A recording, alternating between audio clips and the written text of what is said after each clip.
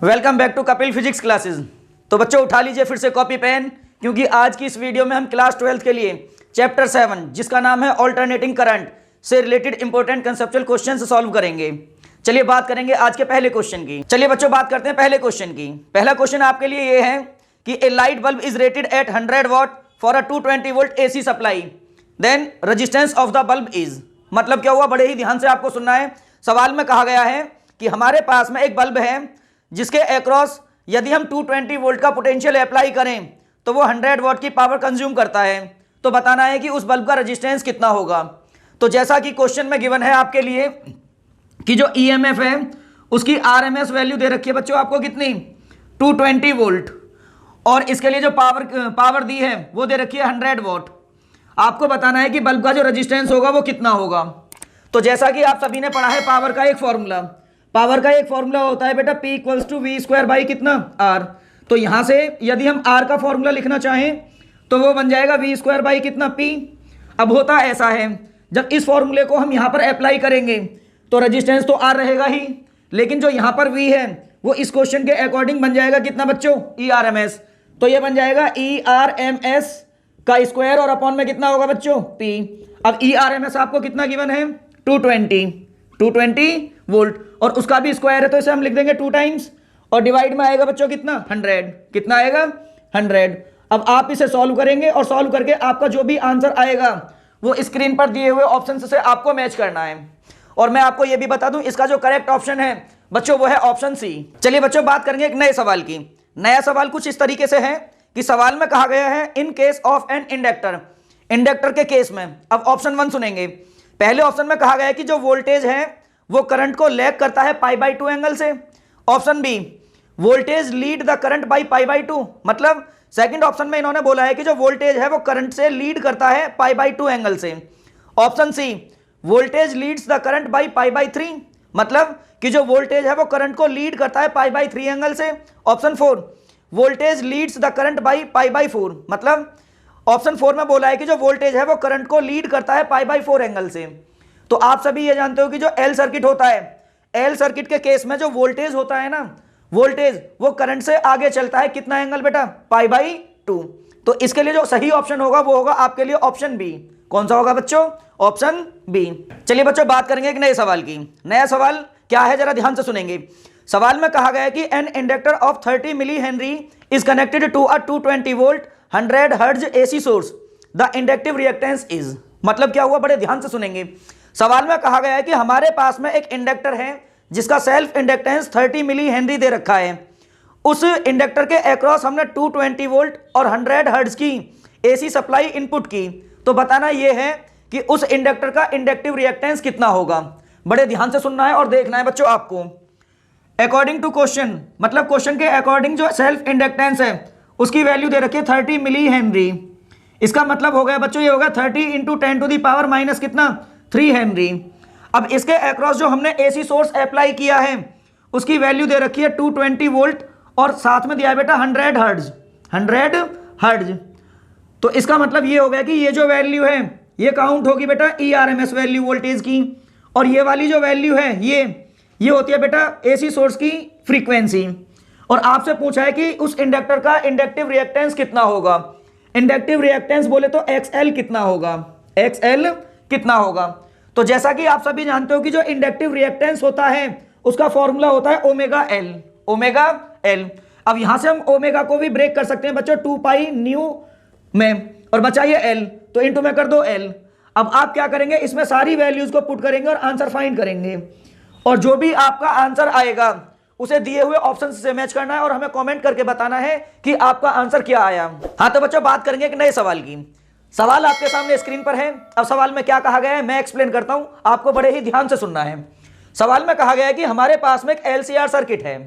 उस LCR circuit के अंदर जो रजिस्टर यूज किया है उसका रजिस्टेंस R दे रखा है, और जो करंट फ्लो कर रहा है उसका एम्पलीट्यूड IM है। अप्लाइड वोल्टेज का जो एम्पलीट्यूड है वो VM दे रखा है, और इन्होंने ये भी कहा है कि इस LCR सर्किट का जो इंपीडेंस है वो Z है। फिर इन्होंने कहा कि उस LCR सर्किट के अंदर जो हमने इंडक्टर लगाया उसका इंडक्टिव रिएक्टेंस XL है, और जो कैपेसिटर लगाया उसका कैपेसिटिव रिएक्टेंस कितना है XC। अब इन्होंने पूछा ये है कि जब ये LCR सर्किट रेजोनेंस कंडीशन में होगा, कौन सी कंडीशन में होगा बच्चों? रेजोनेंस कंडीशन में होगा, उस टाइम पर सर्किट के अंदर फ्लो होने वाले करंट की वैल्यू क्या होगी? उस करंट की वैल्यू को फाइंड करने के लिए ऑप्शंस दिए गए हैं, आपको करेक्ट ऑप्शन चूज करना है। लेकिन याद रखना है कि सर्किट कौन सी कंडीशन में है? रेजोनेंस कंडीशन में। तो क्योंकि आप सभी जानते हो कि जो आपके लिए ये LCR सर्किट है, LCR सर्किट का जो इंपीडेंस होता है Z, उसे कैलकुलेट करने के लिए हमारे पास में फॉर्मूला होता है बच्चों अंडर रूट में R² plus XL minus XC का होल स्क्वायर। लेकिन आपको यह भी पता है कि एट रेजोनेंस, जब सर्किट अपना रेजोनेंस कंडीशन में होता है, उस टाइम पर XL बराबर होता है XC के। XL बराबर होता है बच्चों किस चीज के? XC के। जब इस चीज को हम यहां पर इंप्लीमेंट करेंगे तो Z की वैल्यू हो जाएगी अंडर रूट में R²। तो यहां से जो Z निकल कर आएगा वो किसके बराबर होगा बच्चों? R के बराबर। अब आपको पता है यदि करंट का फॉर्मूला आप लिखना चाहो तो इसके केस में बेटा करंट का जो फॉर्मूला होता है वो IM equals to VM upon कितना होता है? Z। IM equals to VM upon कितना होता है? Z। लेकिन Z किसके बराबर आया है? R के बराबर। तो इसे यहां पर पुट करोगे तो ये बन जाएगा बेटा IM equals to VM by कितना? R। VM बाई कितना? R। अब ये जो ऑप्शन है आपको दिए हुए ऑप्शन से मैच करना है और जो भी आपका करेक्ट ऑप्शन आए वो हमें बताना है। हाँ तो बच्चों पेश है आपके सामने फिर से स्क्रीन पर एक नया सवाल। अब सवाल क्या है, बड़े ध्यान से आपको सुनना है। सवाल में कहा गया है कि हमारे पास में प्योर रजिस्टिव सर्किट है, उस रजिस्टिव सर्किट के लिए अप्लाइड वोल्टेज और फ्लो होने वाले करंट के बीच में जो फेज डिफरेंस होता है, उस फेज डिफरेंस को रिप्रेजेंट करने के लिए कौन सा ग्राफ करेक्ट है, वो करेक्ट ग्राफ आपको चूज करना है। तो बड़े ध्यान से बच्चों देखना है। आप सभी क्योंकि ये जानते हो कि in case of R circuit, register circuit के लिए जो अप्लाइड वोल्टेज होता है ना, उसकी इक्वेशन होती है V equals to V0 sine omega t, और जो I होता है I की इक्वेशन होती है बच्चों I0 साइन कितनी? Omega T. अब आपको ये बात भी पता है इसमें यहां पर जो V है, वोल्टेज है, उसका जो फेज है वो दे रखा है ओमेगा टी। और अगर मैं बात करूं करंट की, तो करंट के लिए जो फेज है वो कितना है बेटा? Omega T. तो हमने यहां पर देखा कि जो फेज V का है वही फेज किसका है? I का। इसका मतलब क्या हुआ? इसका मतलब ये होता है कि जिस टाइम पर V मैक्सिमम होगा उसी टाइम पर I भी कैसा होगा? मैक्सिमम। जिस टाइम पर V 0 होगा उसी सेम टाइम पर I भी कैसा होगा? 0। तो ये सारी चीजों को आप देखोगे तो बेटा ग्राफ नंबर C, बोले तो थर्ड ग्राफ में ये चीजें क्या होती हैं? फुलफिल हो रही हैं सारी कंडीशंस। तो इसके लिए जो करेक्ट ऑप्शन होगा वो होगा ऑप्शन सी। Option C. चलिए बच्चों बात करेंगे एक नए क्वेश्चन की। क्वेश्चन क्या है पहले बड़े ध्यान से आप सुनेंगे। क्वेश्चन में कहा गया है कि at resonant frequency the current amplitude in series LCR circuit is, मतलब जब एक series LCR circuit resonance condition में होता है उस टाइम पर सर्किट के अंदर जो करंट होगा उसका एम्पलीट्यूड कितना होगा। उस चीज के लिए आपको 4 ऑप्शन दे रखे हैं, अब आपको करेक्ट ऑप्शन चूज करना है। तो बच्चों आप सभी जानते हो कि जब एक सर्किट रेजोनेंट कंडीशन में होता है तो उस टाइम पर सर्किट के अंदर फ्लो होने वाला जो करंट होता है ना वो मैक्सिमम होता है। कैसा होता है? मैक्सिमम। तो इसके लिए जो करेक्ट ऑप्शन है वो होगा बेटा ऑप्शन ए। चलिए बच्चों बात करते हैं फिर से एक नए क्वेश्चन की। अब क्वेश्चन में क्या कहा गया है ध्यान से सुनेंगे। क्वेश्चन में कहा गया है कि a 0.2 kilo ohm resistor and 15 microfarad capacitor are connected in series to a 220 volt 50 hertz AC source. फिर इन्होंने कहा है कि the impedance of the circuit is, मतलब क्या हुआ? क्वेश्चन में कहा गया है कि हमारे पास में एक रजिस्टर है जिसका रजिस्टेंस 0.2 किलो ओम दे रखा है और एक कैपेसिटर है जिसकी कैपेसिटी 15 माइक्रोफैराड दे रखी है। अब इन्होंने ये कहा है कि जब इस सर्किट के अक्रॉस हम 220 वोल्ट और 50 हर्ट्ज की AC सोर्स अप्लाई करेंगे तो उस सर्किट का इंपीडेंस कितना होगा। इंपीडेंस कितना होगा? बड़े ध्यान से देखेंगे बच्चों इधर। जैसा कि सर्किट के अंदर R की वैल्यू गिवन है कितनी? 0.2 किलो ओम।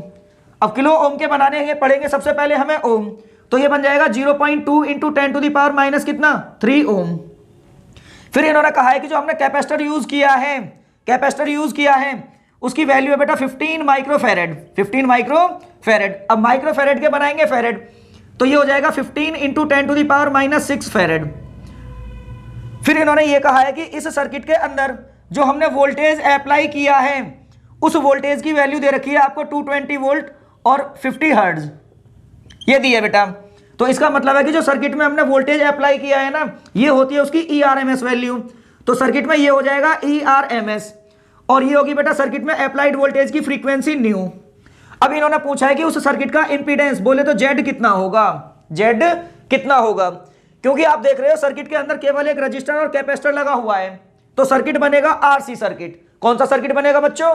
RC circuit. और उस आरसी सर्किट के लिए जो इंपीडेंस होता है उसे कैलकुलेट करने का फॉर्मूला होता है Z equals to under root में आर स्क्वायर प्लस कितना, एक्स सी स्क्वायर। अब करना आपको ये है, यहां पर बेटा यदि मैं बात करूं आर की, किसकी? आर की, तो आर तो गिवन है लेकिन एक्स सी गिवन नहीं है, तो पहला हमारा मकसद होगा क्या फाइंड करना, एक्स सी। अब आप ये भी जानते हो बेटा कि जो एक्स सी होता है उसका फॉर्मूला होता है 1/ओमेगा-c। अब आपको करना यहां से सिर्फ इतना होगा कि 1/ओमेगा, ओमेगा को लिख सकते हैं 2 इंटू कितना, फ्रीक्वेंसी, और इंटू में आ जाएगा सी। पहले आप यहां से एक्स सी सॉल्व करेंगे और जो भी आपका आंसर यहां पर निकल कर आएगा उस वैल्यू को आप बेटा यहां पर एक्स सी की जगह पर यहां पुट करेंगे, यहां पर पुट करना है। और क्योंकि आर तो दे ही रखा है कितना, वो है 0.2 इंटू 10⁻³ तो इसका होल स्क्वायर हो जाएगा। अब ये वैल्यू आप फाइंड कर लेंगे और फाइनली सॉल्व करके जो भी आपका आंसर निकल कर आएगा उसे दिए हुए ऑप्शन से मैच करना है और मैच करके हमें कमेंट करके भी बताना है कि आपका आंसर ये आया है। और यदि किसी बच्चे का आंसर मैच नहीं करता है तो वो भी हमें कमेंट करके बताए, फिर हम इसे सॉल्व करके आपको बताएंगे। बच्चों पेश है आपके सामने फिर से एक नया सवाल। अब सवाल में क्या कहा गया है पहले ध्यान से आप सुनेंगे, उसके बाद में सॉल्व करेंगे। सवाल में कहा गया है कि हमारे पास में एक एलसीआर सर्किट है, उस एलसीआर सर्किट के अंदर जो वोल्टेज हमने अप्लाई किया उसकी मैक्सिमम वैल्यू दे रखी है 293 वोल्ट और उस वोल्टेज की फ्रीक्वेंसी दे रखी है 50 हर्ट्ज। फिर इन्होंने बोला है कि उस एलसीआर सर्किट में जो रजिस्टर लगा है उसका रजिस्टेंस है 6 ओम और जो इंडक्टर लगा है उसका सेल्फ इंडक्टेंस है 25 मिली हेनरी और जो कैपेसिटर लगा है उसकी कैपेसिटी दे रखी है 750 माइक्रोफैरेड। तो फिर इन्होंने पूछा है कि उस एलसीआर सर्किट के लिए इंपीडेंस कितना होगा, इंपीडेंस कितना होगा। तो बच्चों पहले हम क्या करेंगे, यहां पर यदि आप देखो वैल्यूज को तो यहां पर एल की वैल्यू मिली हेनरी में दे रखी है लेकिन होनी चाहिए हेनरी में, तो सबसे पहले हम इसे कन्वर्ट कर लेंगे। तो ये बन जाएगा 25 इंटू 10⁻³ हेनरी। अब सबसे पहले इस माइक्रोफैरेड को कन्वर्ट करेंगे हम फैरेड में, तो ये बन जाएगा 750 इंटू 10⁻⁻6 फैरेड। अब जैसा कि आप सभी जानते हो जो इंपीडेंस होता है एलसीआर सर्किट का उसे कैलकुलेट करने के लिए फॉर्मूला होता है Z equals to under root में are square plus XL minus XC का होल स्क्वायर। अब यहां पर बेटा हमें एक बात ध्यान रखनी होती है, पहले हम एक्सएल निकालते हैं और क्या निकालते हैं, एक्ससी। दोनों में से जो भी बड़ा होता है उसे यहां पहले लिखा जाता है। तो हम पहले क्या करेंगे, यहां फाइंड करेंगे एक्सएल को। एक्सएल का फॉर्मूला होता है ओमेगा एल और ओमेगा की भी वैल्यू होती है 2 पाई इंटू कितनी, फ्रीक्वेंसी, और हो जाएगा एल। इसमें सारी वैल्यूज को पुट करके पहले आपको निकालना है क्या बेटा, एक्सएल। जो भी आएगा वो आंसर पहले आपको यहां निकालना है। उसके बाद में हमें रिक्वायरमेंट होगी किस चीज की, एक्ससी की। अब आप ये भी जानते हो कि जो एक्ससी होता है कैपेसिटिव रिएक्टेंस, उसे कैलकुलेट करने का फॉर्मूला होता है 1/ओमेगा-c। अब इसे और भी लिखना हो तो लिख सकते हैं 1/2 पाई न्यू इंटू सी। फिर यहां से इसे सॉल्व करेंगे और सॉल्व करने के बाद में आपका सेकंड आंसर आएगा ये एक्ससी का। उसके बाद दोनों में से जो भी बड़ा होगा वो पहले और छोटा वाला लिखा जाएगा बाद में। और इस फॉर्मूले में फिर आपको फाइनली सारी वैल्यूज पुट करनी है और पुट करके जो भी आपका आंसर आएगा वो आंसर आपको दिए हुए ऑप्शंस में से खुद मैच करना है, क्योंकि मैं इस बार आपको कोई ऑप्शन नहीं देने वाला हूं। हाँ तो बच्चों बात करेंगे फिर से एक नए क्वेश्चन की। क्वेश्चन आपके सामने स्क्रीन पर है। अब क्वेश्चन में क्या कहा गया है मैं एक्सप्लेन करता हूं। क्वेश्चन में कहा गया है कि हमारे पास में एक सीरीज एलसीआर सर्किट है, उस सीरीज एलसीआर सर्किट के लिए सेल्फ इंडक्टेंस की वैल्यू 30 मिली हेनरी दे रखी है और रजिस्टर का रजिस्टेंस दे रखा है 8 ओम।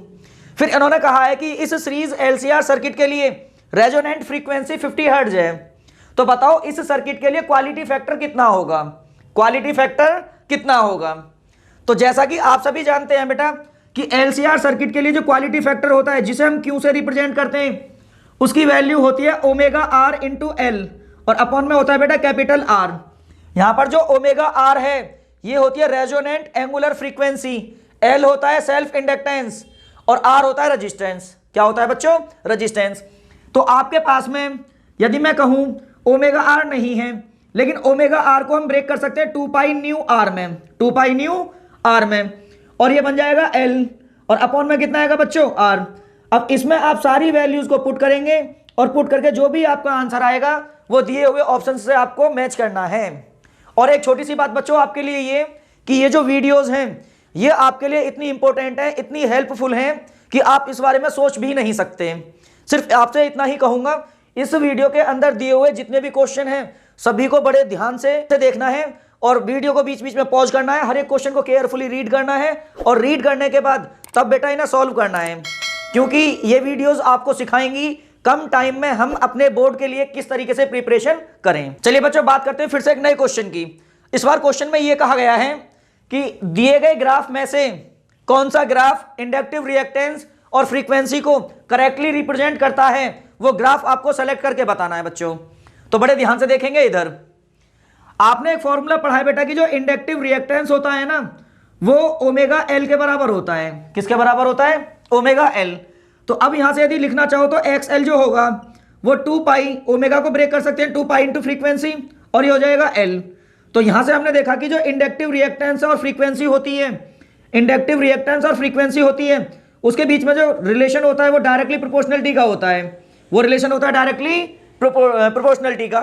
अब इस रिलेशन के लिए जो ग्राफ बनता है वो बनता है बेटा लीनियर शेप में, तो इसके लिए जो करेक्ट ऑप्शन होगा वो होगा बच्चों ये वाला। चलिए बच्चों सॉल्व करेंगे फिर से एक नया क्वेश्चन। इस बार क्वेश्चन ये है कि a 44 millihenry inductor is connected to 220 volt 50 hertz AC supply. फिर इन्होंने कहा है कि the RMS value of current in the circuit is, मतलब क्या हुआ? क्वेश्चन में कहा गया है कि हमारे पास में एक इंडक्टर है जिसका सेल्फ इंडक्टेंस दे रखा है 44 मिली हेनरी और हमने इस इंडक्टर के अक्रॉस 220 वोल्ट और 50 हर्ट्ज की एसी सप्लाई इनपुट की। तो बताना यह है कि इस इंडक्टर के लिए जो करंट फ्लो हुआ होगा उसकी आरएमएस वैल्यू कितनी होगी। तो बेटा जैसा कि क्वेश्चन में दिया गया है जो एल है वो है 44 मिली हेनरी, तो सबसे पहले हम मिली हेनरी हमें कन्वर्ट करना पड़ेगा हेनरी में, तो ये हो जाएगा 44 into 10 to the power -3 henry. उसके बाद जो एसी सोर्स हमने यूज किया है उसके लिए दिया गया है कि वो है 220 वोल्ट और कितना बेटा 50 हर्ट्ज का। अब क्योंकि आप सभी जानते हो जब तक क्वेश्चन में वोल्टेज की कोई वैल्यू ना कहे तब तक दिया गया जो वोल्टेज है वो ईआरएमएस होता है, तो ईआरएमएस की वैल्यू होगी 220 वोल्ट और ये है बेटा फ्रीक्वेंसी न्यू। अब क्योंकि हमें फाइंड करना है सर्किट के लिए क्या बेटा? करंट की आरएमएस वैल्यू, करंट की आरएमएस वैल्यू। तो आप सभी जानते हो कि एल सर्किट के लिए यदि हम ईआरएमएस में मतलब एल सर्किट के वोल्टेज में यदि एल सर्किट के रेजिस्टेंस जिसे बोलते हैं इंडक्टिव रिएक्टेंस से डिवाइड कर दें तो बेटा करंट की जो वैल्यू मिलेगी उसे बोलेंगे हम आरएमएस वैल्यू। अब क्योंकि यहां पर आया हुआ जो ये एक्स एल है, क्या है बेटा? एक्स एल, इसे हम लिख सकते हैं 2 पाई न्यू इंटू कितना एल। अब क्योंकि जो ईआरएमएस है वो दे रखा है बेटा कितना 220 डिवाइड बाई ये हो जाएगा 2 इंटू पाई, बोले तो 22/7 और नीचे का 7 जाएगा ऊपर और आएगा कितना बेटा? फ्रीक्वेंसी की वैल्यू है 50 और एल कितना दे रखा है? ये है बेटा 44 into 10 to the power minus कितना 3।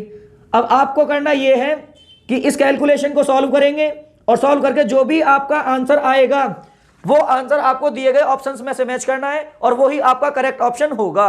चलिए बच्चों सुनेंगे फिर से एक नया क्वेश्चन। इस बार नया क्वेश्चन आपके लिए ये है कि क्वेश्चन में कहा गया है the output of a step down transformer is measured to be 24 volt when connected to a 12 watt light bulb, the value of peak current is. मतलब क्या हुआ? हमारे पास में है एक स्टेप डाउन ट्रांसफार्मर जिसकी सेकेंडरी कॉइल के अक्रॉस जो हमें वोल्टेज मिला है वो दे रखा है 24 वोल्ट। जब हम सेकेंडरी कॉइल से एक लाइट बल्ब लगाते हैं तो वो लाइट बल्ब 12 वॉट की पावर कंज्यूम करता है। तो आपको ये बताना है वहां पर जो करंट फ्लो हुई होगी सेकेंडरी कॉइल में उसकी पीक वैल्यू क्या होगी, पीक वैल्यू क्या होगी। तो जैसे कि आपको पता है क्वेश्चन में दिया गया है बेटा कि जो सेकेंडरी कॉइल का वोल्टेज है, वोल्टेज वो दे रखा है बेटा 24 वोल्ट। कितना दे रखा है? 24 वोल्ट। अब क्योंकि आप ये भी जानते हो जब तक वोल्टेज का कोई नाम नहीं बताएगा तब तक वो दिया गया वोल्टेज ईआरएमएस होगा, तो यहां पर ये सेकेंडरी कॉइल का जो वोल्टेज है वो ईआरएमएस हो गया 24 वोल्ट। अब सेकेंडरी कॉइल में जो पावर जनरेट हुई वो दे रखी है बच्चों 12 वॉट। कितनी दे रखी है? 12 वॉट। अब आपको फाइंड करना है सेकेंडरी कॉइल में फ्लो होने वाले करंट की कौन सी वैल्यू? Peak value. पीक बोले तो मैक्सिमम, बोले तो आई नॉट। आपको आई नॉट फाइंड करना है। क्या फाइंड करना है बेटा? आई नॉट। अब सुनेंगे बड़े ध्यान से क्योंकि आपने एक फॉर्मूला पढ़ा है और वो फॉर्मूला होता है बच्चों P equals to V I. P equals to V I. इस फॉर्मूले के बेसिस पर हम लिख सकते हैं पी को लिख सकते हैं पावर रहेगा ही रहेगा, वी को लिख सकते हैं ERMS और आई को लिख सकते हैं बच्चों IRMS। अब यहां से पहले हम क्या करेंगे, IRMS फाइंड कर लेंगे। तो जो IRMS आएगा निकल कर वो हो जाएगा P बाई कितना, ERMS, P बाई ERMS। अब पावर दे रखी है क्योंकि कितनी बच्चों, 12 वोल्ट। और उसके बाद में बात करेंगे ERMS की, वो कितना दे रखा है, 24। अब इसे सॉल्व करने पर पहले यहां से आ जाएगी करंट की RMS वैल्यू, करंट की RMS वैल्यू। उसके बाद क्योंकि आपने एक फॉर्मूला और भी पढ़ा होगा कि जो IRMS होता है वो I0 बाई कितना होता है, √2। तो यहां से यदि आपको I0 निकालना हो तो I0 के लिए हम क्या करेंगे बच्चों, ये हो जाएगा IRMS इंटू कितना, IRMS इंटू √2। अब आप इस वैल्यू को यहां पर पुट करेंगे, √2 को दुनिया जानती है, और कैलकुलेशन सॉल्व करके जो भी आपका आंसर आएगा फिर से वो दिए हुए ऑप्शन से ही मैच करके आपको अपना आंसर फाइंड करना है। चलिए बच्चों बात करेंगे फिर से एक नए क्वेश्चन की। इस बार नए क्वेश्चन में कहा गया है कि a 30 microfarad capacitor is connected to a 150 volt 60 hertz AC supply, then the RMS value of current in the circuit is. मतलब क्या हुआ, इन्होंने कहा है कि हमारे पास में कैपेसिटर है जिसकी वैल्यू दे रखी है 30 माइक्रोफैरेड। इस कैपेसिटर के अक्रॉस हमने 150 वोल्ट और 60 हर्ट्ज की AC सप्लाई इनपुट की, तो कैपेसिटर के अंदर से फ्लो होने वाले करंट की जो RMS वैल्यू होगी वो आपसे पूछी गई है कितनी होगी। बड़े ध्यान से देखेंगे बच्चों, इधर क्वेश्चन के अकॉर्डिंग C की वैल्यू गिवन है कितनी, 30 माइक्रोफैरेड, 30 माइक्रोफैरेड। अब आपको पता है सबसे पहले माइक्रोफैरेड हमें फैरेड में कन्वर्ट करना है, तो इसकी वैल्यू हो जाएगी 30 इंटू 10⁻⁻6 फैरेड। अब क्वेश्चन के अकॉर्डिंग जो AC सप्लाई हमने इनपुट की उसके लिए आपको डेटा दे रखा है 150 वोल्ट और 60 हर्ट्ज, 150 वोल्ट और 60 हर्ट्ज। मैं आपसे पहले भी बता चुका हूं कि जब तक वोल्टेज का नाम ना दिया जाए तब तक दिया गया जो वोल्टेज है वो RMS होता है। तो इसके कहने का मतलब हो गया कि ये जो 150 वोल्ट है ना, ये वोल्टेज की ERMS वैल्यू होगी, और जो ये फ्रीक्वेंसी है ये हो जाएगी न्यू। अब आपसे पूछा गया है सर्किट में IRMS कितना होगा, IRMS कितना होगा, क्योंकि सर्किट है बेटा C सर्किट। अब आपको ये भी पता है C सर्किट के लिए अप्लाइड वोल्टेज में ERMS में यदि हम C सर्किट के रेजिस्टेंस बोले तो XC से डिवाइड कर दें तो बेटा उसमें फ्लो होने वाली करंट जो होगा उसकी RMS वैल्यू हमें मिल जाएगी। लेकिन बात यह आती है कि जो XC है उसकी वैल्यू हमारे पास में नहीं है, हमारे पास में वैल्यू नहीं है, तो हम इसे और भी लिख सकते हैं बेटा, ये हो जाएगा ERMS डिवाइड बाई XC। अब XC की जो वैल्यू होती है वो होती है 1/ωc, 1/ωc, तो ये हो जाएगा 1/ωc। अब नीचे का ωc जाएगा ऊपर, तो ये हो जाएगा ERMS और इनटू में हो जाएगा ωc। आप इसे और भी लिखना चाहो तो लिख सकते हो, ERMS और ओमेगा को लिख सकते हैं बेटा 2π इंटू फ्रीक्वेंसी और इनटू में आएगा C। अब आप यहां पर सारी वैल्यूज को पुट करेंगे और अपना आंसर निकालेंगे, और जो भी आंसर आए फिर से उसे दिए हुए ऑप्शन से मैच करेंगे, क्योंकि इस बार भी मैं आपको ऑप्शन बताने वाला नहीं हूं। बच्चों सुनेंगे फिर से एक नया क्वेश्चन। इस बार क्वेश्चन में कहा गया है कि the resonant frequency of a series LCR circuit with L equals to 2 henry, C equals to 32 microfarad and R equals to 10 ohm is. मतलब क्या हुआ, क्वेश्चन में कहा गया है कि हमारे पास में एक सीरीज LCR सर्किट है, उस सर्किट के अंदर लगाए गए इंडक्टर का सेल्फ इंडक्टेंस 2 हेनरी है और कैपेसिटर की कैपेसिटी 32 माइक्रोफैरेड है, और जो रजिस्टर वहां पर यूज किया है उसका रजिस्टेंस दे रखा है 10 ओम।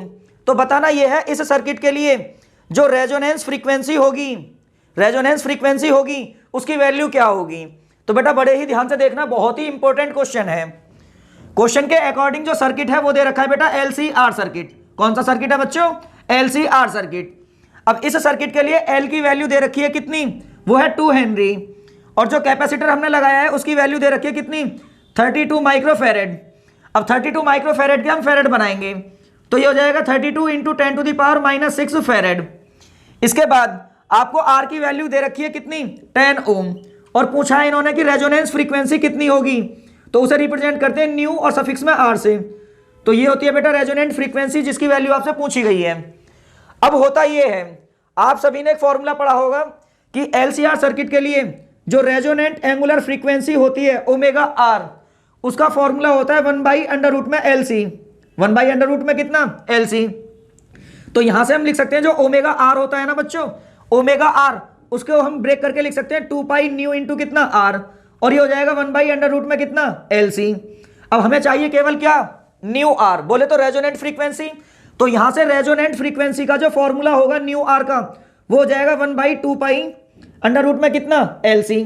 अब सारी वैल्यूज को इसमें पुट कर दो, पुट करोगे तो बेटा ये बन जाएगा कितना 2, और पाई को तो बाहर रहने दो।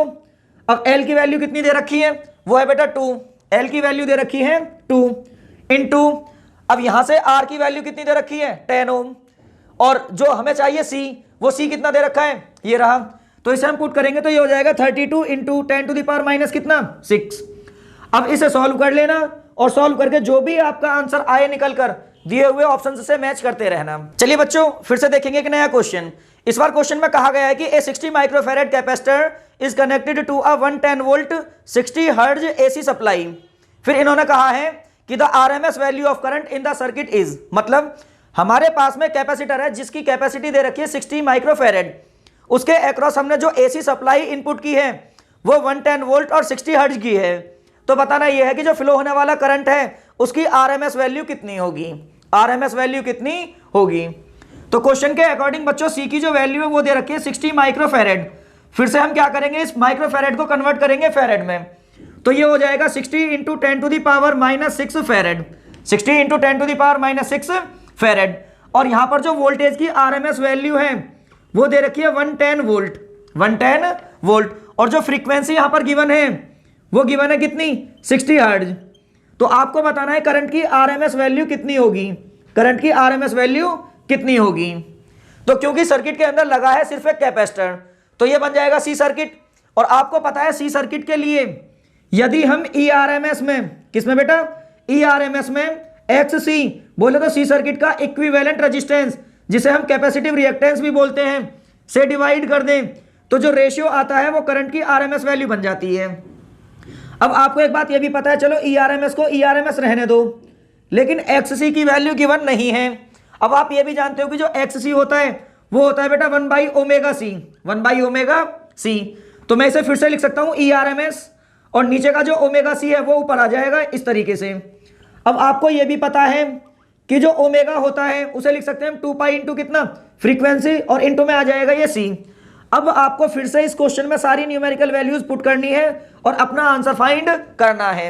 जो भी आंसर आए मैच करते रहना। बच्चों बात करेंगे फिर से एक नए क्वेश्चन की। क्वेश्चन आपके सामने स्क्रीन पर है। क्वेश्चन में क्या कहा गया है मैं एक्सप्लेन करता हूं, बड़े ध्यान से आपको सुनना है, एक मोस्ट इंपॉर्टेंट क्वेश्चन है। क्वेश्चन में कहा गया है कि हमारे पास में एक LCR सर्किट है, उस LCR सर्किट के अंदर जो रजिस्टर हमने लगाया है उसका रजिस्टेंस दे रखा है 22 ओम, और इंडक्टर के लिए सेल्फ इंडक्टेंस की वैल्यू दे रखी है 1.5 हेनरी, और कैपेसिटर की वैल्यू दे रखी है 40 माइक्रोफैरेड, और सर्किट के अंदर जो हमने वोल्टेज अप्लाई किया उस वोल्टेज की वैल्यू दे रखी है बेटा 220 वोल्ट। अब क्योंकि आप ये जानते हो जब तक सर्किट के अंदर वोल्टेज की एक पर्टिकुलर वैल्यू डिफाइन ना करें वो वैल्यू ERMS होती है, तो ERMS वैल्यू दे रखी है 220 वोल्ट। फिर इन्होंने एक बहुत बड़ी बात कही है कि इस सर्किट के लिए जो अप्लाइड AC सोर्स है उसकी फ्रीक्वेंसी और सर्किट की नेचुरल फ्रीक्वेंसी एक दूसरे के इक्वल हैं। तो आपको बताना यह है जिस टाइम पर ये दोनों फ्रीक्वेंसी एक दूसरे के इक्वल होंगी उस टाइम पर सर्किट में एवरेज पावर लॉस बोले तो P बार कितना होगा। अब बेटा बड़े ध्यान से सुनेंगे जो बात बोलने वाला हूं, क्योंकि मैं आपको पहले भी बता चुका हूं जब किसी सर्किट के लिए अप्लाइड AC सोर्स की फ्रीक्वेंसी और सर्किट की नेचुरल फ्रीक्वेंसी दोनों एक दूसरे के बराबर होती हैं उस टाइम पर सर्किट अपनी रेजोनेंस कंडीशन में होता है। तो मैं ये भी कह सकता हूं कि ये जो LCR सर्किट है ये भी कौन सी कंडीशन में होगा, रेजोनेंस कंडीशन में होगा। और आप सभी ये भी जानते हो कि जब ये सर्किट रेजोनेंस कंडीशन में होगा तो सर्किट का जो इंपीडेंस होगा Z वो सिर्फ और सिर्फ किसके बराबर होता है, R के। अब आपने एक बात और भी पढ़ी है, अब यदि मैं इस LCR सर्किट के लिए ERMS वैल्यू में Z से डिवाइड करूं तो सर्किट के अंदर फ्लो होने वाले करंट की हमें बच्चों RMS वैल्यू मिलेगी। अब क्योंकि Z बराबर है किसके, R के, तो ERMS की वैल्यू दे रखी है बच्चों 220 वोल्ट, और Z किसके बराबर है, R के, और R दे रखा है 22 ओम। तो मैंने लिखा बेटे यहाँ पर ये 22 ओम, और जब इसे सॉल्व करेंगे तो यहां से IRMS की जो वैल्यू आएगी वो आएगी निकलकर 10 एम्पियर। कितनी आएगी बच्चों, 10 एम्पियर। अब IRMS आ चुका है, बात करेंगे सीधे एवरेज पावर लॉस के लिए। तो आपको यह भी पता है कि जो LCR सर्किट होता है उसके लिए एवरेज पावर लॉस का फॉर्मूला होता है ERMS इंटू IRMS, और इंटू में होता है बच्चों cos फाई। क्या होता है, cos फाई। अब यहां पर आया हुआ जो cos फाई है ना, ये होता है पावर फैक्टर। क्या होता है बच्चों? Power factor. और मैं आपको पहले भी कई बार बता चुका हूं कि जो पावर फैक्टर होता है cos फाई, वो होता है r बाई कितना? z। r बाई कितना होता है बच्चों? z। तो मैं यदि इसे और भी लिखना चाहूं तो लिख सकता हूं, ये हो जाएगा ERMS, इंटू में होगा IRMS, और इंटू में होगा cos फाई, और cos फाई की जगह पर लिखना है हमें r by z, r by z। अब आपको पता है ERMS कितना दे रखा है? 220 वोल्ट। IRMS हमने 10 फाइंड कर लिया, r को r रहने दो, लेकिन z किसके बराबर है? फिर से r के। इससे ये कटेगा कितने टाइम? 1 टाइम। अब आप इसे सॉल्व करोगे और सॉल्व करके आपका आंसर आ जाएगा, और जो भी आंसर होगा वो ही होगा आपका फाइनल आंसर। तो सर्किट में एवरेज पावर लॉस इतनी होगी। और बच्चों एक छोटी सी बात और बहुत इंपॉर्टेंट बात, किसी भी क्वेश्चन को जब आप पढ़ो तो पहले वीडियो को पॉज करेंगे, पॉज करने के बाद में पहले आपको क्वेश्चन केयरफुली रीड करना है, रीड करने के बाद में तब उसके सॉल्यूशन पर आगे बढ़ना है।